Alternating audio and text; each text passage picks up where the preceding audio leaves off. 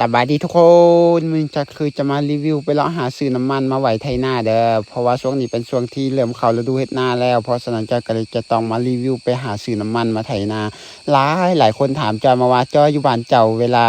อยากซื้อน้ำมันเนี่ยต้องไปซื้ออยู่ไสอยู่บ้านเจ้ามีร้านค้าบ่เวลาเจ้าใส่น้ำเวลาขี่รถเนี่ยต้องไปเอาน้ำมันอยู่ไส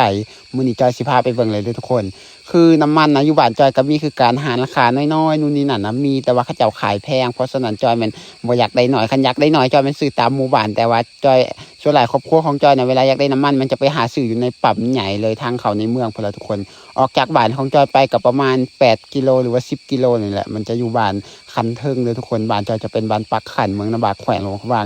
อย่างแรกเลยก่อนจอยไปซื้ออยู่ในปั๊มน้ำมันจอยก็ต้องขี่รถออกจากบ้านของจอยก่อนก็เติมน้ำมันอยู่ในบ้านก่อนเติมน้ำมันใส่ในรถจักรเพราะว่าระหว่างทางไปบางน้ำมันจะอยู่ในรถจักรของจอยมันไก่ชิมืดแล้วเพราะฉะนั้นจอยก็เลยต้องเติมน้ำมันก่อนแล้วก็เดินทางไปทุกคนขี่รถจอยก็ขี่ซาแต่เวลามาตัดคลิปเวลามารีวิวจอยก็จะต้องมาให้มันไวๆทุกคนจากเที่ยวขี่รถมันก็โดนใส่เวลาหลายนาทีเอามาพักกันชิบว่าเข้ากันเพราะฉะนั้นจอยก็เลยต้องรีวิวให้มันไวคือจากเขาขี่รถไวที่จริงแล้วจอยขี่รถเลยทุกคนจอยไม่ได้ขี่ไวคือจากในคลิปเลยเวลามารีวิวนี่อย่างว่าแล้วจอยต้องให้มันไวหลังจากผ่านบ้านของจอยมากับเป็นหมู่บ้านที่2ทุกคนก่อนชอดปั๊มน้ำมันหมู่บ้านที่2ก็คือจะเป็นบ้านมกกกเด้อบ้านมกกกหรือว่าอันนี้จะเป็นโรงเรียนมอต้นน้ำด่วนเลยทุกคนโรงเรียนของกลุ่มหรือว่าของตำบลแบบนี้ทุกคนถ้าเป็นไทยตำบลอยู่บ้านจอยจะมัน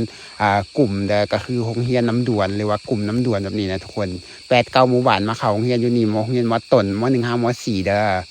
หลังจากนี้คืออันนี้ก็เป็นบ้านมกกกเลยทุกคนออกจากโรงเรียนมาก็จะต่อเป็นบ้านมกกกบ้านที่2ถัดจากบ้านจอยมาทางไปหาซื้อน้ำมันเด้อ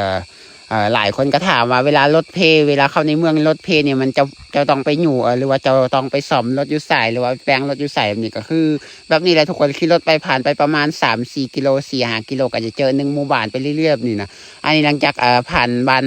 มกกมาแล้วต่อมาก็จะเป็นบ้านละคันหลุมเลยทุกคนบ้านละคันหลุมเป็นบ้านสุดท้ายบ้านที่3จากบ้านจอยมาก็เป็นบ้านที่3แล้วก็ออกจากบ้านนี้ไปก็จะต่อเป็นทางก้อนหินเลยทุกคน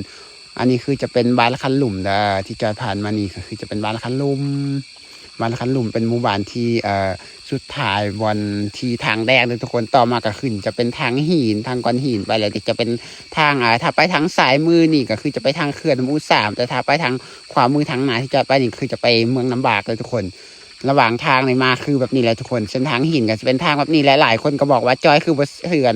ขาตั้งกล่องเวลามาใส่โทรศัพท์จะบ่ต้องจับมือเดียวจับ2 มือก็ได้เอามาใส่เบิ้งมันน่าจะบ่ตกดอกว่าสันจอยคิดว่าถ้าเอาขาตั้งกล่องมาจับในโทรศัพท์แล้วก็ถ่ายภาพแบบนี้จอยคิดว่าบ่รอดแน่นอนโทรศัพท์ตกพังแน่นอนเนื่องจากว่าเส้นทางมันบ่ดีแล้วก็หลายคนบอกว่าเป็นอย่าง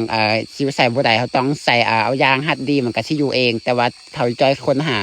จอยเห็นคนคอมเมนต์บางคนเขาบอกว่าเป็นไรเดอร์อันที่ส่งอาหารเขาบอกว่าเส้นทางแบบนี้เท้าเอาขาตั้งกล่องมาจับใส่รถแล้วไปนี่บ่รอดแน่นอนถ้าโทรศัพท์มีกันสั่นเดียวกันสั่นกับสิพังเพราะว่ามันตกหลุมตกอีหยังก้อนหินคลึกคักแบบนี้แหละทุกคนเส้นทางมันบ่ได้ดีเลยเด้อคืออย่างที่เห็นนี่แหละจอยขับรถมือหนึ่งก็จับรถไปมือหนึ่งก็จับโทรศัพท์ไปก็คือค่อนข้างลำบากเวลารถมาก็ชิเงเงยกุ้นจังสิแหละรถใหญ่มาก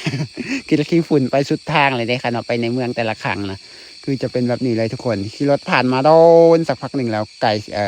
ก่สิฮอดปั๊มน้ำมันแล้วทุกคนที่เราจากบ้านจอยมาหาปั๊มน้ำมันก็น่าจะประมาณ10 นาที20 นาทีหรือว่า30 นาทีสำหรับจอยคือน่าจะประมาณเกือบ30 นาทีได้สำหรับจอยเพราะว่าจอยขี่รถจอยไม่ได้ขี่รถไวขนาดนั้นนะอันนี้คือมาฮอดปั๊มน้ำมันแล้วทุกคนจากแต่ก่อนจอยมาซื้อน้ำมันก๊าซส่วนนี้ใส่รถไถตอนแรกตอนช่วงน้ำมันขึ้นจอยมาซื้อ1 กาลนี่ก็ตกอยู่ที่1,200,000 กีบแต่ว่าช่วงที่2ที่จอยมาเดือนที่แล้วนี่มันจอยมาซื้อ1 กาลหรือว่า20 ลิตรนี่ก็จะตกอยู่ที่ราคา750,000 กีบแต่ว่าครั้งนี้ที่จอยมาซื้อราคาก็สิ20 ลิตรก็จะตกอยู่680,000 กีบเลยทุกคน680,000 กีบหรือว่าประมาณ1,000 บาทประมาณนี้นะทุกคนต่อ